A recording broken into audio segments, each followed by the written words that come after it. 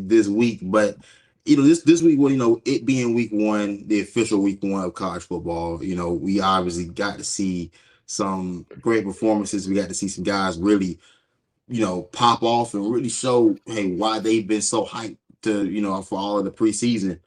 Shador Sanders, he started out the preseason pretty hot. I mean, he had a big performance against North Dakota State, a team that you wouldn't have expected that they would have needed that big of a performance. But knowing North Dakota State and the type of program they've been for the past decade, you do. I mean, I think everybody should understand. North Dakota State is one of the best programs in college football. Period. Not even just the FCS.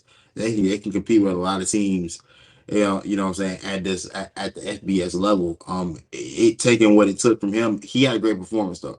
I mean, he Mm-hmm. was one of the guys that I was mostly impressed with, and how and how he performed, and also, I mean, there's more guys too as well. You talk about Shador Sanders and what he was able to put together. That was 445 yards and four touchdowns and one interception that he had against that he had against that against North Dakota State.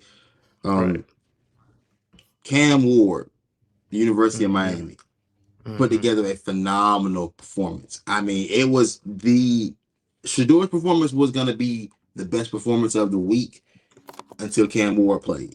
Cam Ward put together the best performance of the week, hands down, going on the road in the swamp, doing what he did, throwing for 385, dominating the way he did. I mean, I talked about it with Ace earlier.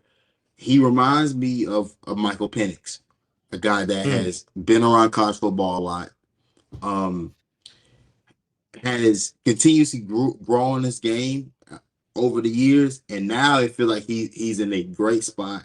He's in a place where he probably has his probably best group of receivers to work with at Mm-hmm. the University of Miami. Mario Cristobal may have figured out this may be the guy that can take us at least for a 1 year rental. This may be the best 1 year rental you could buy.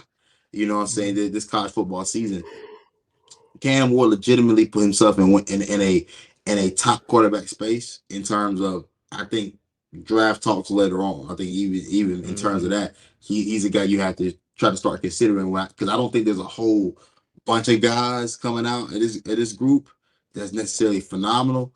But he is one of those guys that you got to keep your eye on in terms of a guy that's going to be productive. Um, Another quarterback that I don't know if you had anybody, but I'll say another quarterback I had was Drew Aller from Penn State, and I think his numbers were crazy, and they did play through a rain delay.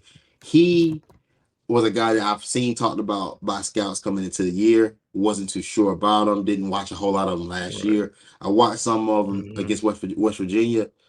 The pop is there with his arm. The ball. I mean, Mm-hmm.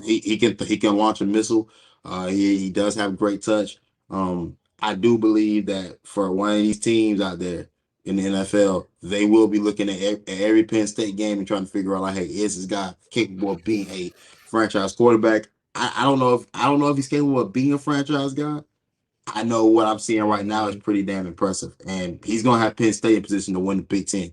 Like, they have a Right. quarterback that can legitimately get the job done, and especially in that conference where we're still trying. Will Howard, at Ohio State, while he is a proven college quarterback, Mm-hmm. we don't know. I don't know if he's better than Drew Aller.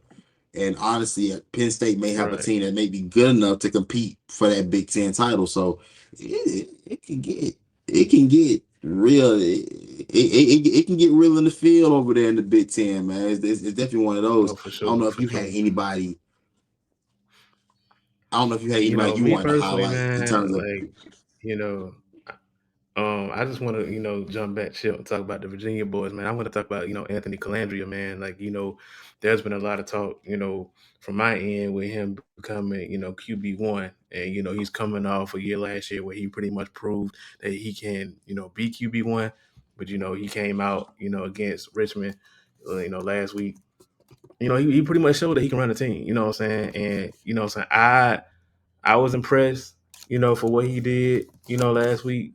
Um, what I'm saying, he can run the offense. He definitely ran the offense. He definitely was the guy. He definitely, came, he showed up, you know what I'm saying? And I think that's something that, Virginia, fans wanted, the entire, this whole tenure of the Tony Elliott, they wanted a guy, who wanted to come in, who wasn't scared to play ball, you know what I'm saying, who's just more poised, you know what I'm saying? He had 297, two tutties, you know what I'm saying? And he was legit. He was legit to watch. He was very comfortable to watch, man. And I think, moving forward, I think Virginia and the staff, they are more comfortable with having him under him. And I want to go back to Cam Ward for a minute, and I kind of agree with you.